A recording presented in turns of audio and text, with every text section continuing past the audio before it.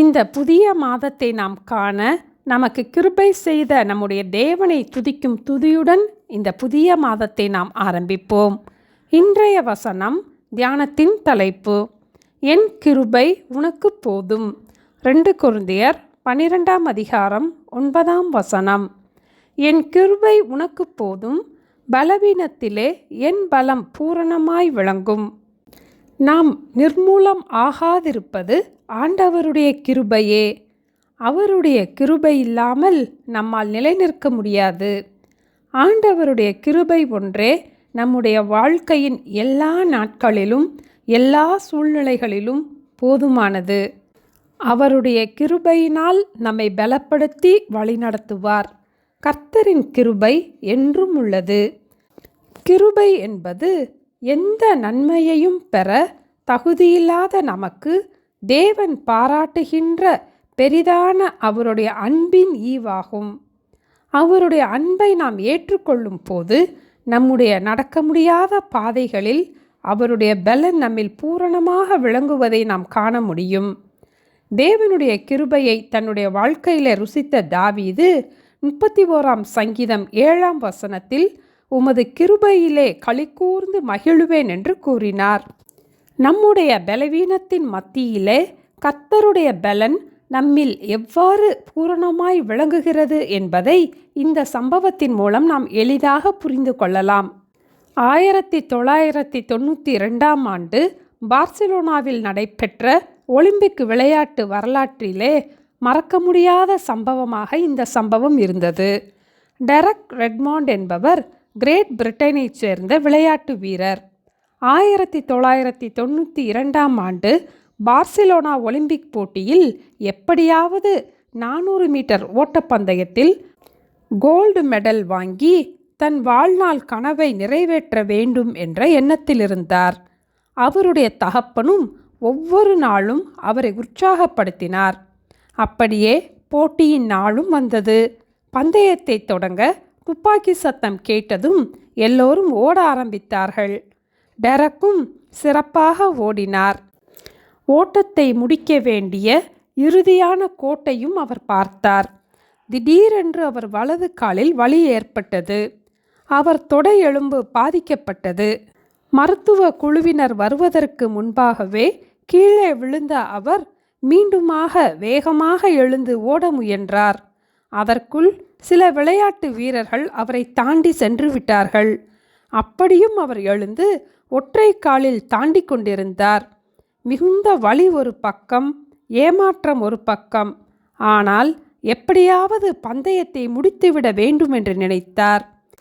பார்வையாளர் இருக்கையில் அமர்ந்திருந்த அவருடைய தகப்பன் செக்யூரிட்டி கார்டையும் தாண்டி வேகமாக தன்னுடைய மகனை நோக்கி ஓடினார். அழுது கொண்டிருந்த தன்னுடைய மகனை அணைத்தபடி, நீ இனி ஓட வேண்டாம், போதும் என்று கூறினார். அப்போது அவருடைய மகன், இல்லை அப்பா, நான் பந்தயத்தை எப்படியாவது முடித்து விடுவேன் என்று கூறினார். அவனுடைய தகப்பன் அவனுக்கு கைலாகு கொடுத்து, அப்படியானால் வா, நாம் இருவரும் சேர்ந்து ஓட்டப்பந்தயத்தை முடிப்போம் என்று கூறினார்கள். அவனுடைய முகத்தை அவன் அப்பாவின் மேல் புதைத்து கொண்டே ஒற்றை காலில் ஓடி முடித்தான்.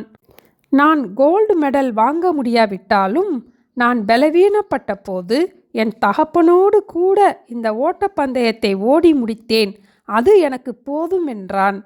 பார்வையாளர்கள் எல்லோரும் எழுந்து நின்று தங்கள் பாராட்டை தெரிவித்தார்கள்.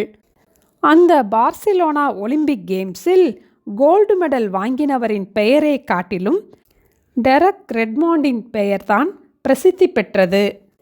ஒரு விளையாட்டு போட்டியில் ஒரு தகப்பன் தன் மகனுக்கு உதவி செய்ய ஓடி வரும்போது நம்முடைய பரம தகப்பனாகிய இயேசு நம்முடைய வாழ்க்கையின் பாதையிலும் நமக்கு அனுகூல துணையாயிருந்து உதவி செய்வார்.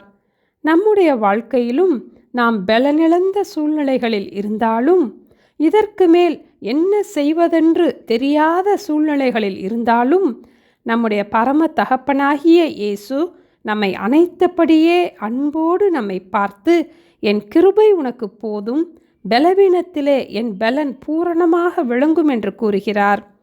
இயேசுவையே நாம் முழுவதுமாக சார்ந்து கொள்வோம். அவரே நமக்கு ஒத்தாசையாக துணை நின்று நம்மை ஆச்சரியமாக நடத்துவார். நம்முடைய தேவைகளையெல்லாம் சந்திப்பார்.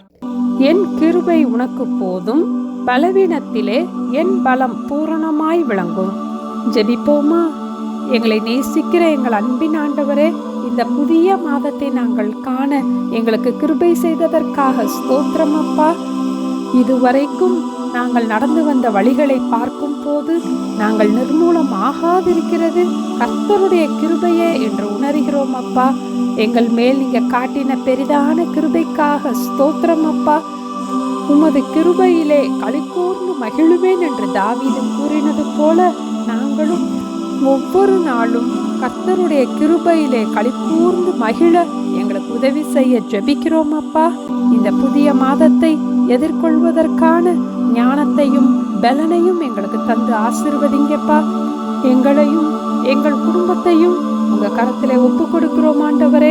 உங்க பாதுகாப்பின் கரமும் உங்க இனிய பிரசனமும் ஒவ்வொரு நாளும் எங்களோடு கூட இருந்து எங்களை போதித்து வழிநடத்த ஜெபிக்கிறோம் அப்பா. எங்கள் எல்லோருடைய ஆவிக்குரிய வாழ்க்கையையும் நீங்க ஆசீர்வதிங்கப்பா. இந்த மாதத்திலே தேவனை அறிகிற அறிவிலே நாங்கள் வளரவும் இன்னும் அதிகமாய் வேதத்தை வாசிக்க, தியானிக்க, ஜெபிக்க, கர்த்தருக்குள் மகிழ்ச்சியாயிருக்க எங்களுக்கு உதவி செய்ய வேண்டுமாய் இயேசுவின் நாமத்தில் ஜெபிக்கிறோம் பிதாவே. ஆமேன். Thank you. Have a blessed month.